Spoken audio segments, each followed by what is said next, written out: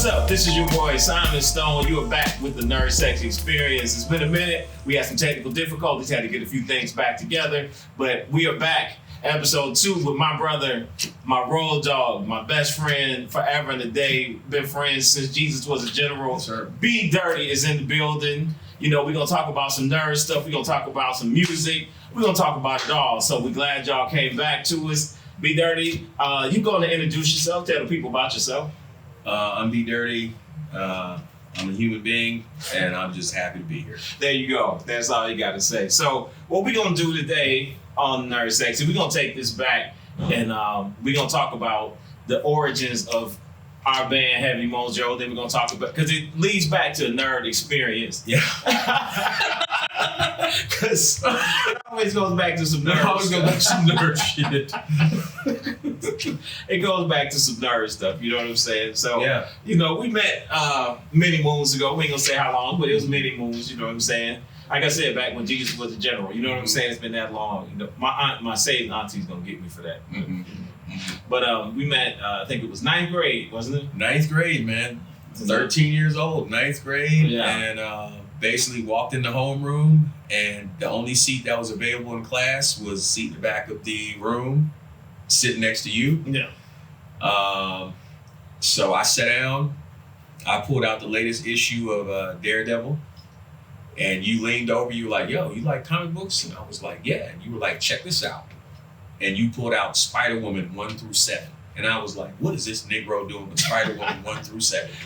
Like, what? You know? And I had no idea this stuff was worth money. I had no idea. Right. None. And, you know, then you started telling me about this spot that was downtown at 5 Points. This is before 5 Points was safe, the 5 Points, they know. And you were like, yeah, man, it's a store in 5 Points. You walk underground. It's like a store from Gremlins. It's got everything in it. And they got all these comic books from the 70s and 80s in the back, just like by the thousands. And you're like, yo, let's go check it out. So I think a couple days later, we like cut school and went down there and just like sifted through. And like we were getting sorry, moms, both of y'all, we got to apologize. We made it. We graduated. We graduated. No, we got good jobs. That's right. We good. You know what I'm saying? But I mean, we got like Avengers from the 70s, X-Men from the 70s. Man. It was just, it was like everything in that little store. Man. I still have a couple of those, believe it or I do not. too. I got them all in plastic. Got them all in plastic. And but yeah, you know, that was how we met, man. And then you know, I mean, I was such a nerd that, you know, if Steve Urkel looked at me, and I always say this, if Steve Urkel looked at me, he'd be like, dude, you're a fucking nerd, you know, because in 9th grade, oh my God. You know? Yeah, I remember everybody thought you was, they was like, it's nice that you're cool with the British boy. Yeah, because so my dad worked for IBM, my mom was a social worker, so like we moved around a lot. Yeah, right. So, you know, for a moment we lived in Pennsylvania, then we lived in Illinois. Mm-hmm. So my dad had like a thick New England accent. My mom had a you know, kind of like a Southern accent, then the Midwest accent. So man, I was just confused. I didn't know. Right. You know, I was walking around in like khaki shorts and penny loafers and go, hello, what are we doing today? Do you know what I mean? Yeah. Yeah, you know, it's crazy back then. It's funny because like, you know, now they got the MARTA police and all that. Back then, it was not safe. Matter of fact, one of my first memories was us going home, getting on the train, and the girls would always tell us, sit on the inside. Oh yeah. They was like, sit on the inside, we're not gonna get jumped. And the dude had on his Letterman jacket. And we were like, hey man, put that inside out while you get on. I got school pride. I'm not doing. I was like, listen, dude, you may not want to. Man, they beat him like 4 stations down. They beat him from Hightower Station to 5 Points. And you tried to tell him, you're like, listen, brother. You might want to take that blue and gold off, pimp, because this is Hightower Station. You got Brown, you got Farrell, you got Doug. Basically, every school that hated our high school, every school hated Babe, came to that station. And We tried to tell him we were getting off the bus to go into the train station. There was already dudes looking off the platform, like down at him, like, "Oh, you see him down there? Yeah. Okay, yeah, him." Yeah, they would be looking like we're gonna jump that one right, Man. And, man, I never seen a dude beat up under a seat. They beat him up under the seat. they were beating them so bad they were hitting each other because they were getting mad at each other. Hey, you hit me, dog! Like, man, give a man a break. And when the train would stop, they would stop beating him. And then as soon as the train would start moving again, they start beating him again. But the funniest thing, he rode out to Decatur with us. Yeah. So when we got to 5 points, all the dudes that was beating on him, they got off the train. Then he crawled out from under the seats. And he looked at me and you like, why didn't y'all help me? I think we both busted out laughing. Shoot, like, I tried to help you, bro. I did. I helped you. I told you to take that jacket off. You know what I'm saying? I tried to help you. Because it was what, 6, 7 of them? Man. Shoot. We ain't that cool, bro. You know what I'm saying? Nah. You know what I'm saying? Hell, I didn't want to go to Maze anymore.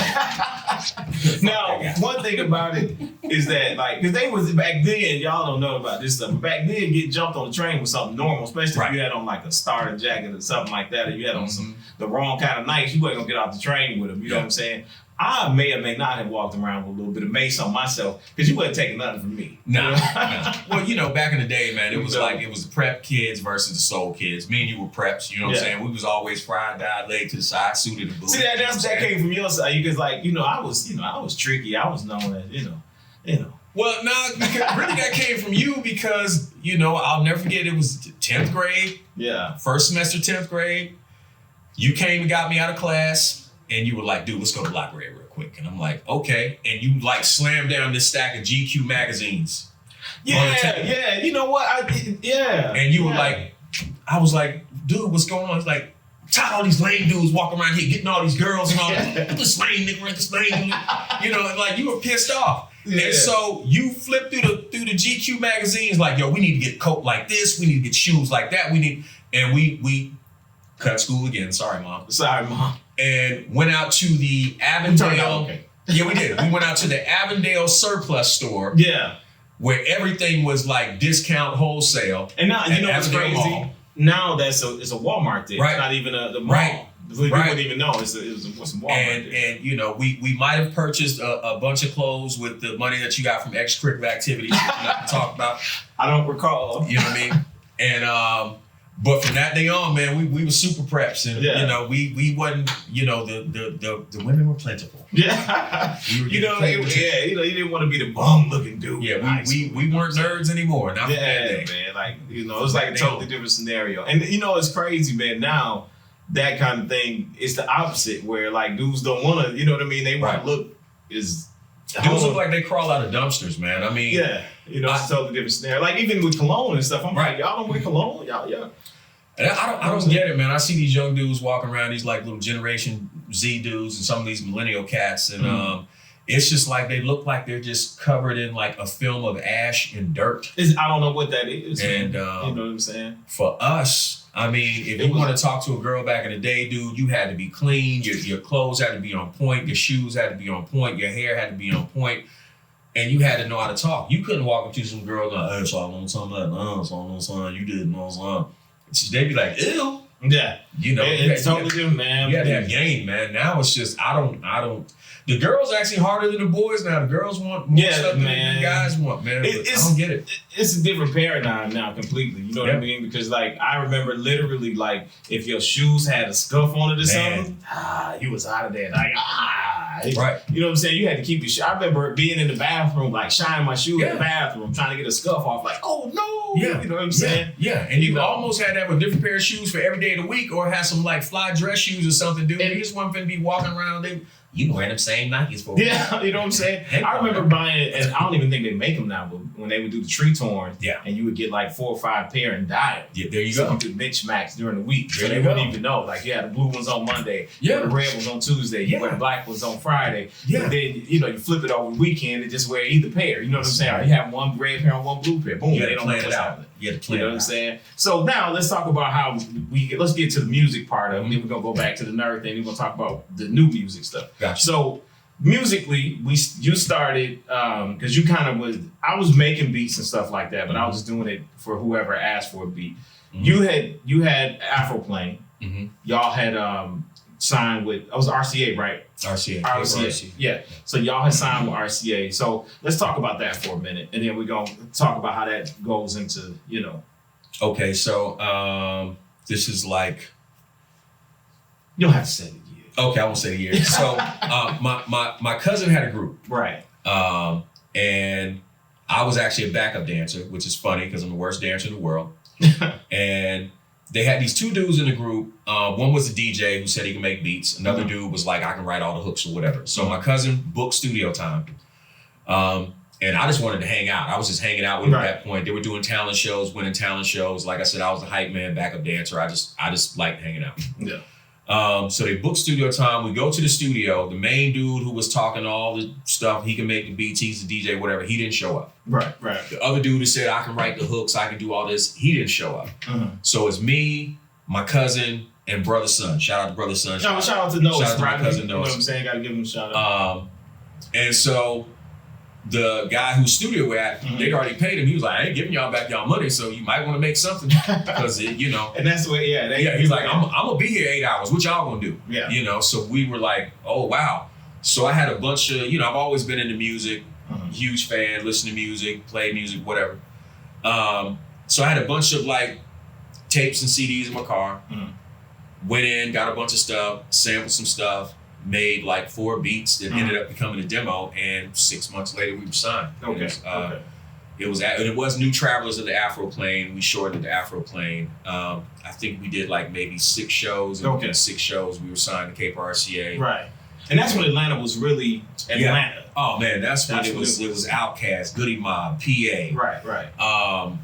I mean, that was the heyday. LaFace just opened up, had been open like, you know, a couple years, and it was just Jack the Rapper was here. That's when it was really like, when they were saying Atlanta's the right. Because now, I mean, Atlanta's the leading the music scene, but it's not like the labels that like they were back then. Right. Back then, it was labels here. Yeah, it was labels here that could sign you and put you out internationally. You know, and so it was cool to be a part of that whole scene, and you know, I mean, Afroplane spent the first month on tour with Outkast. You know what I mean? Our album was released on the day that Southern Playalistic was released, and we had a joint album release party with Outkast in New York City. You know what I mean? So it was it was a cool time, man. It was a cool time to do music. So now were y'all both joint, like one night y'all opening, or was it just during that time? We were both under BMG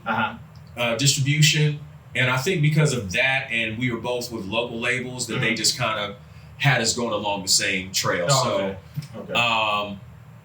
It was weird. Sometimes we would do a show together, then sometimes we would do a radio promotion together. Then they would have a show one place a night. We would have a show another place. But it's like we would always meet up at the radio stations or the promotional events.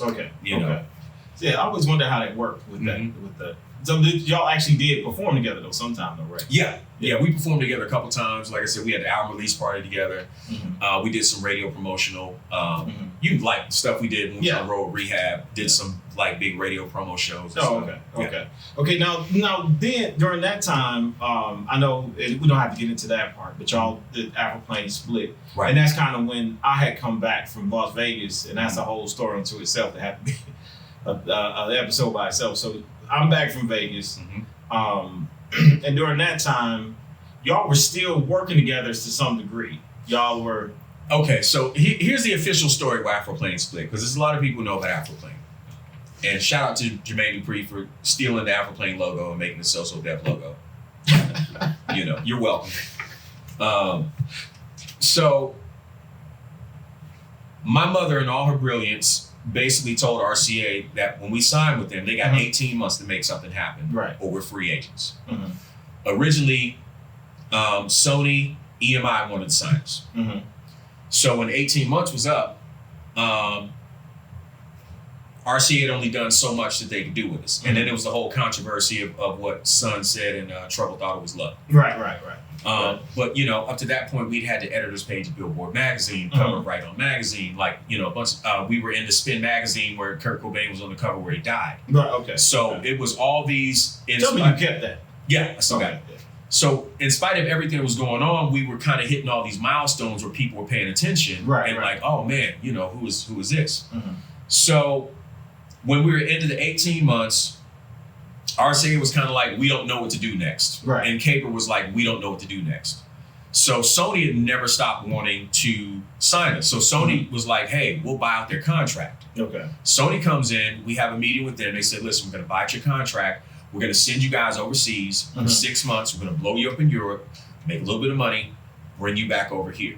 So we're in the meeting with Sony, and two of the dudes in the group, one of them wasn't son, not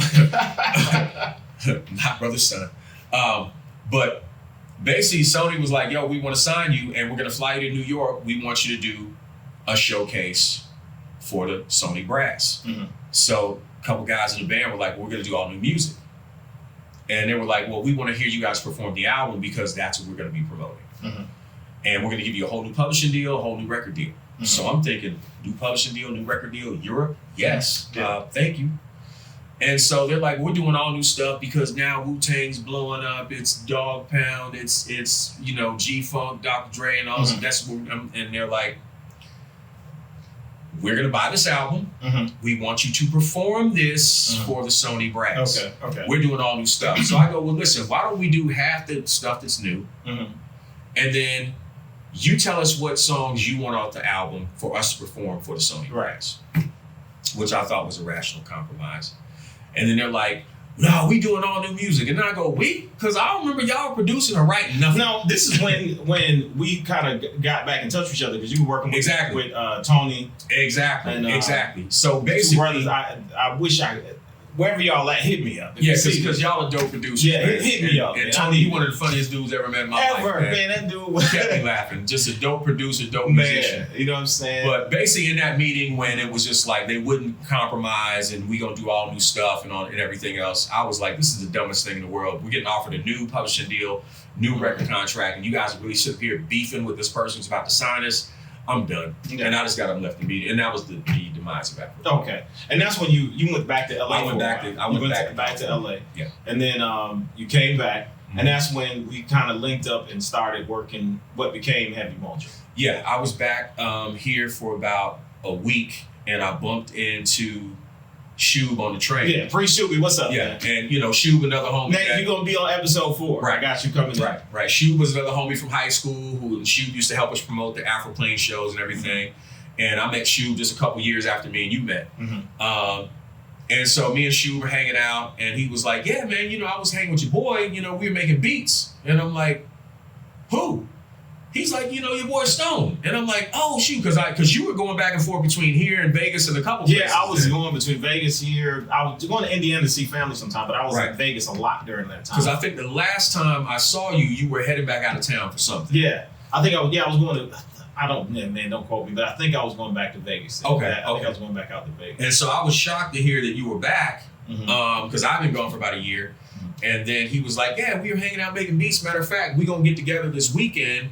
And, you know what I'm saying, we're going to hang out, we're going to make some more beats. Right. He got a little setup at his apartment. I was like, okay, cool. And so then, I mean, basically we got together that weekend, started making beats, and the rest is history. Those sessions of us making beats became Heavy Mojo. Yeah. And what was really interesting, man, during that time period was that it was so much, it was just such a free time. We met G-Pook, shout out to G-Pook. So many people were coming through Crash Bang. Wild Carlton, shout out to him. You know, we did a lot of, man, that was, and then, you know, we met Manye, who, if you from Atlanta, you already know who Manye is. Manye, big brother, love you, man. Hey, Bill Slim. All day, you know what I'm saying? Oh, you got to give it up to him. Yeah. You know, and he taught us how to write songs. I remember, you know, kind of jumping forward. We used to do a whole hour show with 3-4 songs. Yeah, man. We were the only band that could had like we were like a hip hop jam band. Yeah, we used to let it go for like 3 or 4 hours. And I mean, between Angelo and Superfoot, you know, shout out to Brian Hendricks, Angelo Scaglione, DJ Sky. You know, Matt, Venable, Thump Daddy. Yeah, you know what I mean? Steve, what's up? All of y'all. Yeah, man. All you guys, man, are part of the story. We appreciate you, man. But it was funny because we had the residency at Crescent Room downtown. Yeah. And oh man. every Thursday, it was to the point we were packing that joint out. Yeah. So we came to the attention of Monye Crawford, and somebody was like, "Yo, Monye's coming here." Monye is basically any and everybody who's been in Atlanta, Everybody. Arrested Development, Organized Noise, Dallas Austin, like everybody. So we were like, "Oh, he coming? Okay." Oh man, we were so excited. Yeah. We knew we were gonna blow him away. We got up there and did our 15-minute songs. Yeah, and this club is packed on a Thursday night. Yeah. So we get up there, we do our set, and then we go up to Monye, and I'm cocky at this point. Yeah. I'm like, yeah, man, so what you think? What you want to do? He was like, that little shit cute. I was like, huh?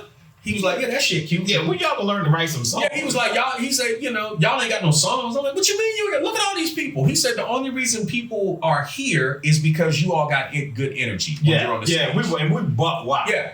We were buck wild. And the thing was, the band at that time was just as wild as us. Right. You know what I'm saying? Right. Angelo was, I love you, Angelo. That's my brother too, man. Right. Probably one of the most arrogant people on bass. When he played that bass. When that was his superpower, man. Yeah. When he strapped on that bass, he turns into a completely quiet different guy being. any other time, barely get him soft. But when he put that bass on, you can't tell him a thing. A damn thing. No. So, it was like Monye came and he was like, y'all jump around people like y'all energy, but jump around stage don't sell records. And he's like, your band can play, but them motherfuckers don't play together. Yeah. You know what I'm saying? And so he was like, he said, I tell you what, the moment you all learn how to write some songs, learn band dynamics, and get a band that can actually play together instead of one or two people are stars of the band, he's like, you'll be unstoppable. Yeah. And he was like, and make sure you keep some white boys in the band. Nobody wants to what was his name? The guitar player we had at the time. Kevin. Yeah. Oh, fuck. Kevin. Yeah. That couldn't get a good guitar player back then. Well, Jamal wasn't bad. He was just out of his fucking mind. Yeah, Jamal legit. Jamal. Man. Jamal was a different guy. He used to do wherever he at. He was a different guy. He's in prison. A different type of guy. Yeah, he got a whole. I gotta take my glass off. See what I'm saying? He's probably in prison from holding some white women hostage in his basement or some shit. He had a whole different scenario going on, man. Listen, he had a whole different scenario. That brother there, man. All I'm gonna say is, you can, as a black man, you cannot walk around with a white woman on a dog collar through downtown in Atlanta. Yeah, he used to have and she used to wear the Marilyn Manson. She looked just like Elvira, Mistress of the Dark. Yeah, she was bad. Hanging her on the chain. She was you can't walk around with a white woman on the dog chain and bring your ass. I'm like, oh, hey, this is getting out of hand, sir. Time out, sir. Foul on the play. Yeah, foul on the play. We'll all go to jail, sir. This melanin is a motherfucker. Just don't do that shit. God, that dude there. And then, I always wonder what happened to Pop Knuckles, too, man. I don't know, man. Good, man. Wherever, if you see this Pop Knuckles, hit us up, man. Yeah. Love to hear from you. Pop Knuckles was an incredible musician, man. That dude was playing the keyboard with one hand and the French horn with the other. That dude, he was off the chain. And then we went into the next phase of Heavy Mojo, which was Steve. We shouted with again, Steve. Johan, I'd like to know what hit happened to him. He had a whole thing. We ain't gonna get into it. Right. Then after that, we became Heavy Mojo. We met Monye. Mm-hmm. We went to the school of Monye Crawford for about 2 years. And in 2 years, we maybe recorded 4 songs with him.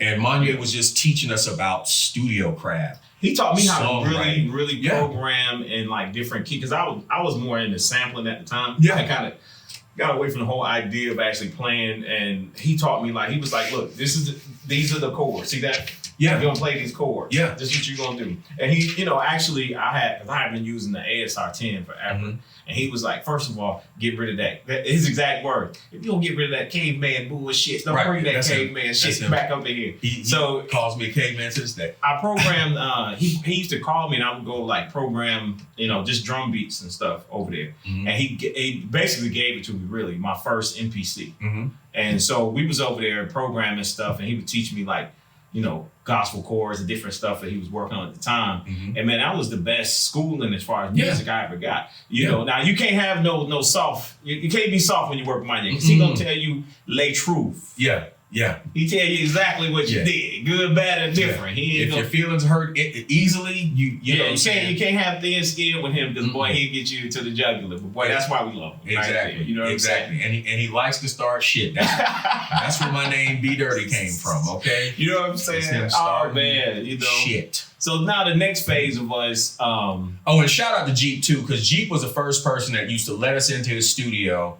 Like we would go in Jeep studio after hours, and that's where we actually learned how to be a band. Because we did all our rehearsals and stuff back in the day. You know, when he had Crash Bang Wild, definitely Jeep. Definitely a big part of our story.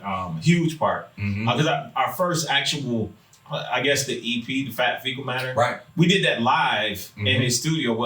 In like 2 hours or something like that. 2 or 3 hours. Yeah, because it was all the songs we've been performing live. We just had never put everything down.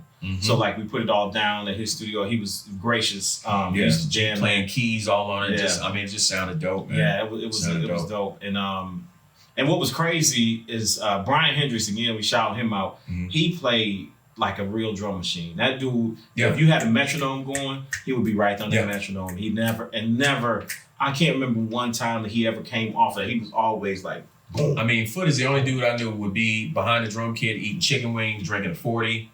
Somehow doing all that and still playing drums. Perfectly. You know what I'm saying? And didn't make mistakes. No. Didn't make mistakes. I remember that time, I think this was Witch's Brew. I don't think it was Heavy Mojo, but we were Witch's Brew that brief time when Kilo Ali came and just sat right next to him. And he was sitting there like, I don't know what to do. I was like, you just got to let that play. He's a legend. Just let it happen. You know what I'm saying? So then, we start getting notoriety. You got to give another shout, Jeff Cleveland.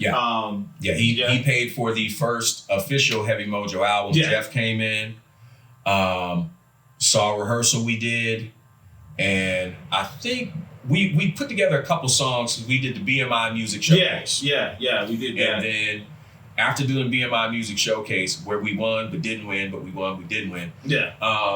Then Jeff was like, man, you guys need to do a full album. I booked the studio time. And then the Dirty Water album, Adventures in Lo-Fi, we recorded 2 High Studios, and it was engineered and mixed by Richie Flynn, who's, dear friend, my homie, and Richie was on the road with us and everything else. And that was the beginning of it all, man. So shout out to Jeff for kind of having the vision, like, no, man, you need a full album. Let's do it. And people need to hear what you do.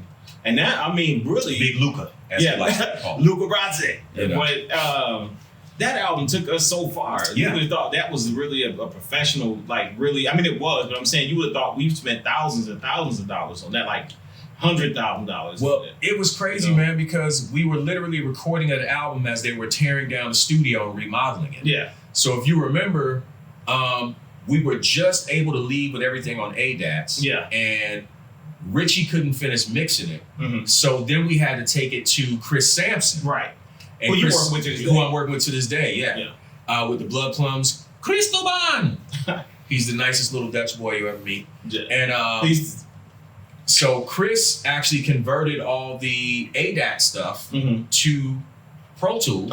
And that's how the Dirty Water album got mixed. And remember, we had to replay a lot of stuff because a lot of the files and everything. He did, and that was tracks. That one, and it's funny, man, because I listened to it. That one had like such a I don't know if it was because of how it was done, and it was, but that's the sound of that, man. It was like real gritty, and it had, and I think too at the time all of us was going through something. Like I was going through my divorce at the time. I think you were dealing with something. I don't remember exactly what it was. You probably tell me better. It's known as an ex-wife name. Is that there you go. I think we both were going through the same. You know what's crazy? Neil's favorite human. Go ahead. Parallel.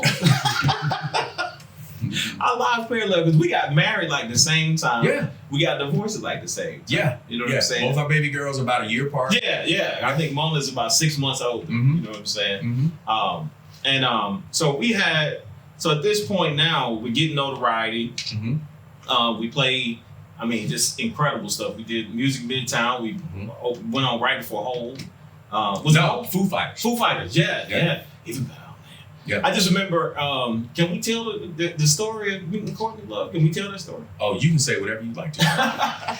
So we met Courtney Love in real She don't life. remember meeting you, but But I'm gonna tell she y'all, probably don't remember anything that day. Go ahead. the things that you see in the news don't prepare you for what you'll see in real life. You know what I'm saying? It does not. There was a guy. Gosh, what was the name of that band? The guy she dated. Second shift. Second Shift. She took the lead singer Second Shift and had her bodyguards because he looked just like he was like a short version of Kurt Cobain. He looked like Kurt Cobain crashed into a Ken doll. Yeah. His name's what was Jonathan's last name? He was a really cool dude. He was nice guy. Second Shift was a good band. So and Wes was in the band. Yeah, big Second Shift was a great band. Yeah. And she locked him in the thing, and then she cussed people out because she couldn't find her drugs. Yeah. Drugs are bad. Yeah, it's bad way. Don't do the drugs. Don't do the drugs. Don't do the drugs. My dad, when I was little, I'm gonna tell y'all, and my dad told me this. Thank God for my father. When I was young, I saw a person. We're not gonna say who it is or what it was. We're just gonna say a person. They was high in a state of disrobe. We'll just say that. And I tried to look away, and my father said, "No, look at it. That's what happened if you do drugs, because the dope is calling." You can't hear it because you don't do drugs. So don't ever do drugs.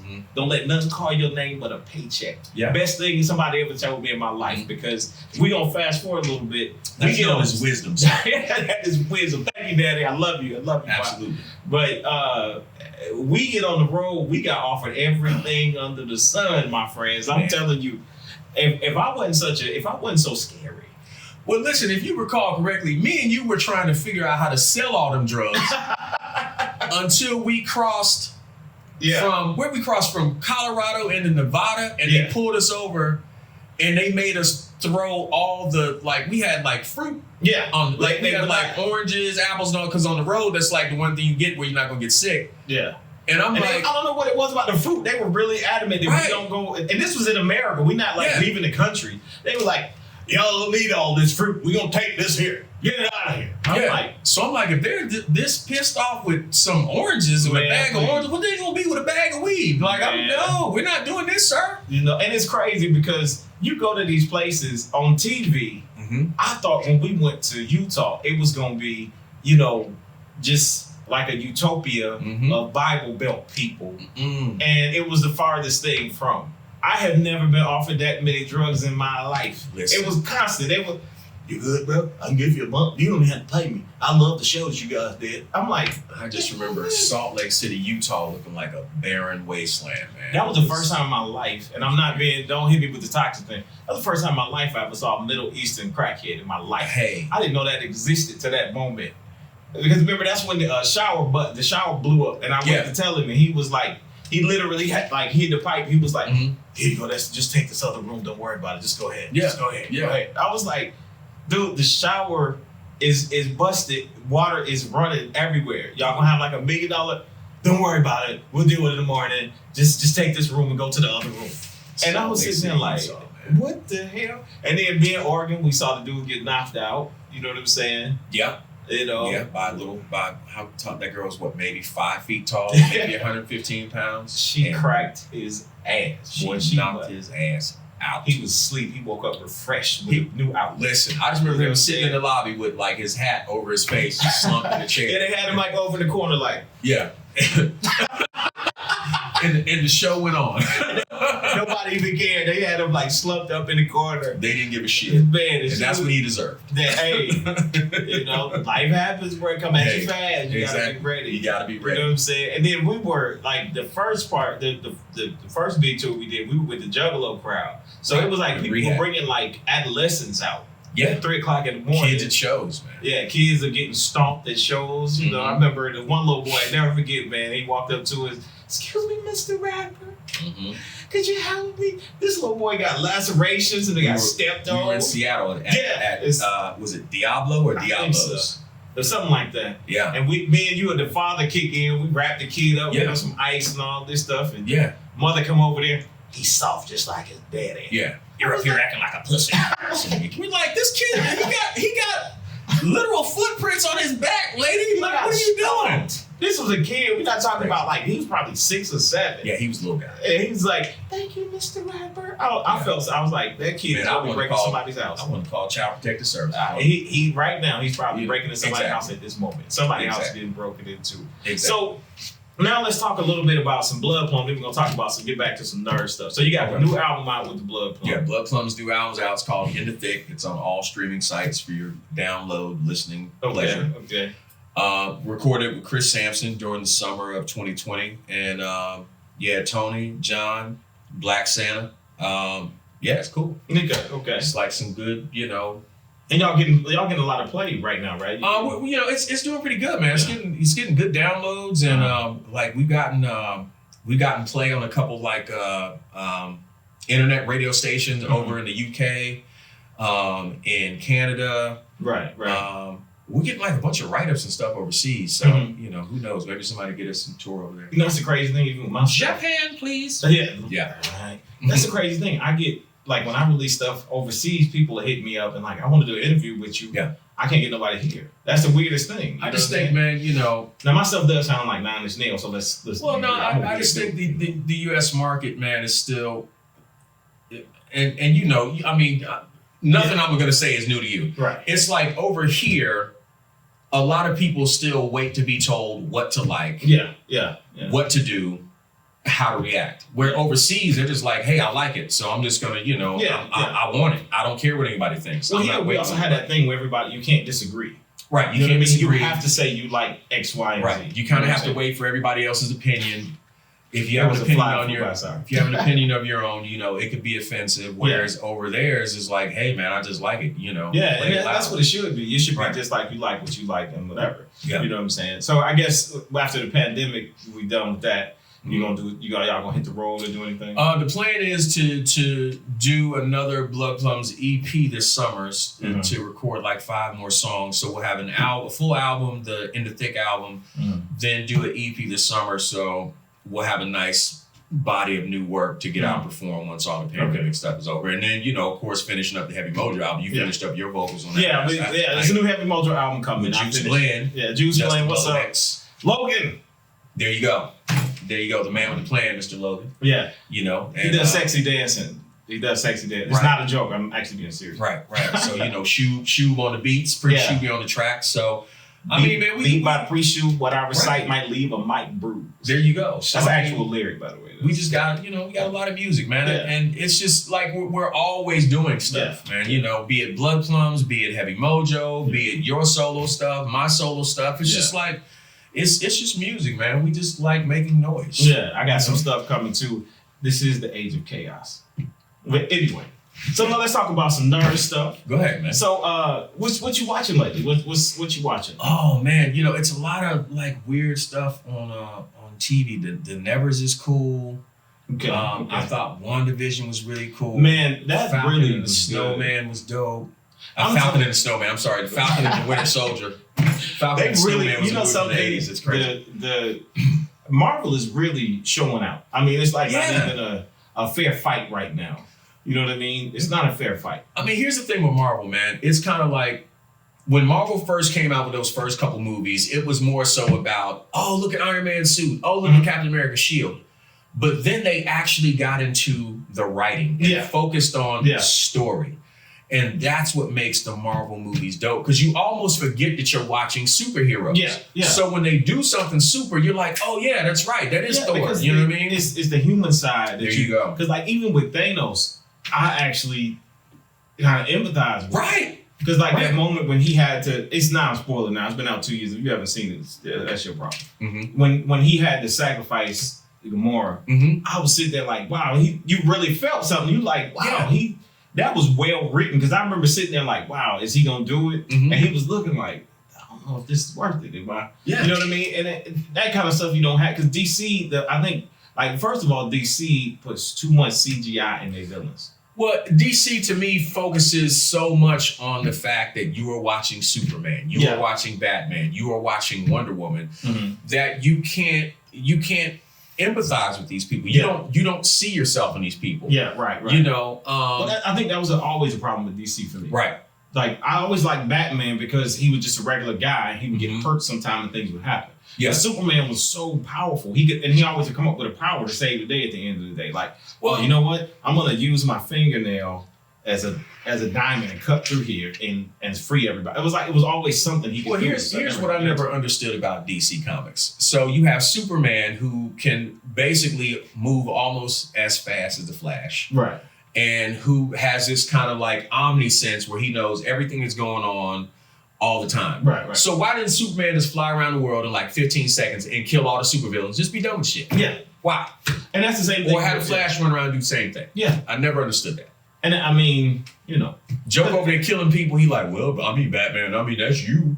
He ain't in Metropolis. Like, go kill him and go, and be don't find Lois. Because if he kills 600 people, right, that's kind of on you. You could have stopped it, right, but you didn't. Right. You know what I mean? So like everybody after that point that you knew he wasn't somebody that could be rehabilitated, that's really on you. There you go. What I mean? There you go. Now, how'd you feel about the Snyder Cut when you saw it? I liked it. I thought it was better because it was more character development. Yeah. And truth be told, Cyborg has always been one of my favorite characters in DC. Okay. So the fact that they like kind of dug into Cyborg's origin, gave him a little bit more story time, and actually showed how powerful Cyborg actually is, I thought was really cool. And he was my favorite part. I'm glad they expanded him. Yeah, and then at the end they showed like one of my favorite DC characters, Martian Manhunter. Yeah. So by the time I saw Martian Manhunter, I was like, the only thing that would have made it better is if they had Green Arrow in it. Yeah, that would have made it. Now, I thought, because originally they said 7, so I knew somebody else was missing. But the original poster said 7, then they took it down to 6. They were talking about doing something with Green Lantern, but they didn't bring him in. They just had that Green Lantern scene from like the battle scene. Yeah. But, I was hoping that they would have bought Oliver Queen into it because they could have just had him even in a meeting with Bruce Wayne or something. Yeah, exactly. Because him and Bruce, they're basically kind of like corporate rivals, corporate homeboys because they're both billionaire, industrialists. You know what I mean? So I thought that would have been dope. But Martian Manhunter, I was like, cool, I'm in. I'm in all day. Yeah. Now, what are you looking forward to this coming next? What's the next thing for you? Man, I want to see how the Loki thing's going to turn out because at first I wasn't that jazzed about WandaVision, because I didn't know how they were going to write it. But when they kind of touched on Wanda, the storyline from House of M, where she basically warped reality to suit her, whatever she was going through mentally, and you saw how powerful she actually was. Right. When they touched on that, and then Vision was always one of my favorite characters from Marvel because Vision was the dude that the Avengers would be like, do we really want to call Vision into this fight? Because all hell gonna break loose if we get him. Oh yeah. So it's the same way with Storm. I'm hoping that now Storm is gonna be in the Marvel universe. That they're gonna write her right because she hasn't been written right in I don't know how many 12 movies, whatever they had. None of those have been good as far as like her. The only one I feel that got treated right was Wolverine. He's the only one that got treated right. True. Because Logan, that's a great film. I mean, take all the superhero stuff out of it. That's a good film. I mean, I think Hugh Jackman made the character of Wolverine. I think had the character of Wolverine not been played so well, then everything that was put behind him, the other movies, because it was people wanting to see more of Hugh Jackman playing that character. Yeah. Had he not played it so good, I don't think people would have cared. And that's the thing, man. I mean, it's like I think he put care into it too behind the scenes. I'm pretty sure he probably was with the writers like, hey man, y'all, we messed up with that first Wolverine movie. Let's not do that again. Let's put a little bit more time into it. He was hands-on. You know what I'm saying? And I was hoping that he would do a little cameo. I know he's done with it, but I would have loved when that portal opened.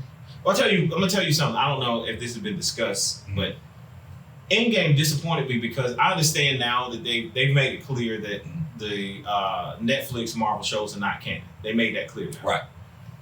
I would have loved to see the Defenders step out of one of those portals. Right. That would have been the coolest thing. Even I get it now that they don't want to associate with that stuff. I thought it was pretty good. Daredevil. I mean, the dude who plays Daredevil, the Daredevil show on Netflix was dope. I mean, Punisher was definitely John Bernthal as Punisher is. I mean, I hope they keep him. Yeah, they say they are. They say they're going to bring him into the MCU. Okay. Him as Punisher, I mean, he is spot on as Frank Castle, dude. He's spot on, man.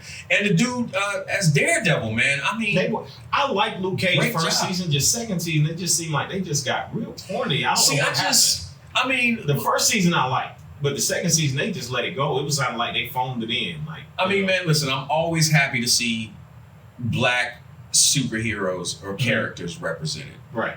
But in the comic books, Luke Cage is a motherfucker. Yeah, dude. yeah. He's not the friendly dude. No, not at all. You know what I mean? Not at all. No. They didn't play him. Right. And in the second scene, like I said, he was way too. It was like when he did the dab, I was like, bruh. Yeah. Who wrote that shit? Yeah, because Luke Cage doesn't even know how strong he is. You just see Luke Cage like, hey, Luke, you think you can pick up that tank and throw it across the river? Oh, no, let me see. And then, and then he does it. You know what I mean? And it's just like, you know, he started as a street level hero with Iron Fist. Right. Now, Iron Fist is quite arguably top 3 martial artists in the Marvel Universe.